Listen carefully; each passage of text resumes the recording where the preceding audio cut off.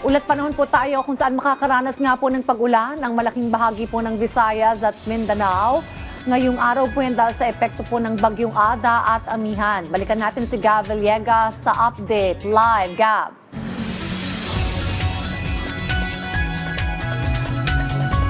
Ayan, bahagya pang lumakas ang Tropical Depression Ada habang ito ay nasa Philippine Sea.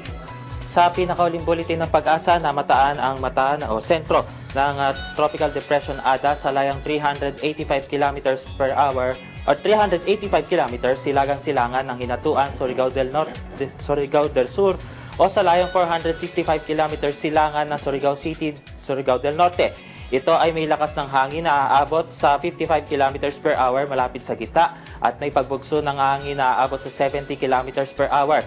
Kumikilos ang Tropical Depression Ada pahilagang kanluran sa bilis na 20 km per hour. Nakataas ngayon ang Tropical Cyclone Wind Signal number 1 sa Sorsogon, southeastern portion ng Albay, northeastern Samar, Eastern Samar, eastern portion ng Biliran, eastern portion ng Leyte, eastern portion ng Southern Leyte, Dinagat Islands, Surigao del Norte at Surigao del Sur.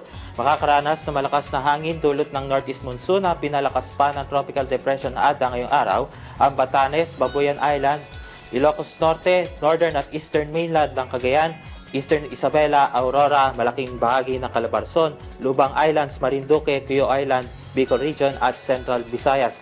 Para bigyan tayo ng karagdagan pang detalye kaugnay nitong Tropical Depression Ada ay makakapanayam natin ng live si Pag-asa Weather Specialist John Manalo. Sir, magandang umaga po.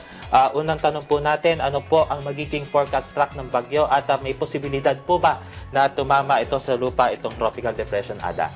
Good news po dahil mas bumaba na yung tsansa na mag-landfall pa itong si Bagyong Ada. Yung ating latest forecast track ay by Saturday o Sunday na ito pinakamalapit sa ating kalupaan dito sa pagitan ng Eastern Visayas at sa Bicol Region.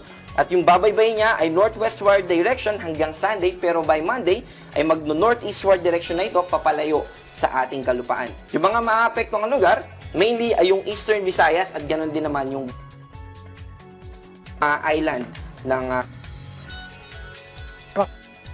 ang Manila nitong epekto ng tropical depression Ada.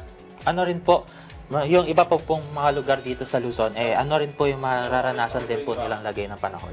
Mainly sa Bicol Region, magiging maulap at nandyan yung mga pag-ulan na ating, actually may nakataas na tayo na weather advisory, yan yung mga pag-ulan na at least 50 millimeters. Posible dyan yung mga localized na floodings. At when it comes to Metro Manila naman, ang magiging epekto nito ay magiging maulap ang ating kalangitan, pero yung tsansa ng mga pag-ulan ay nandun din. Pero hindi naman ito yung tipo na pag-ulan na magdudulot ng mga malawakang pagbaha. Ayan sir, panghuli na lamang po. Meron pa po ba tayong inaasahan na darating or ilan po yung bagyo na papasok ng Philippine Area of Responsibility at meron po ba tayong minomonitor na sama ng panahon sa labas po ng PAR?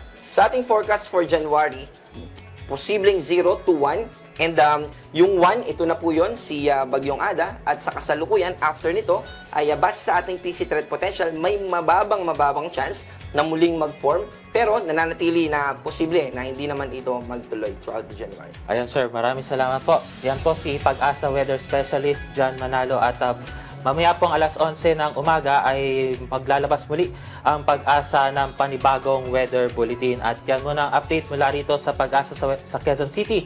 Balik sa Idean. Maraming salamat, Gab Villegas.